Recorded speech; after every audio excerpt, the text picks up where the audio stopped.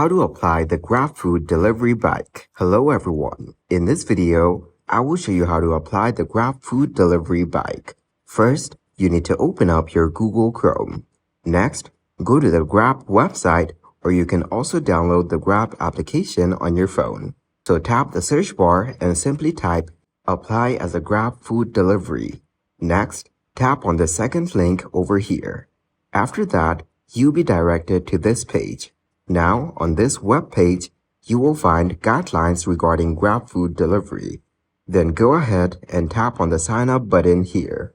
After that, you have to input your name, city, mobile number, and referral code. Depending on your location, Grab might ask you to do some trading. It helps you learn how to use their app and deliver orders properly. Thank you guys for watching this video. Hope you got some value. Make sure to like the video and subscribe to the channel to get notified of new videos. See you in the next one.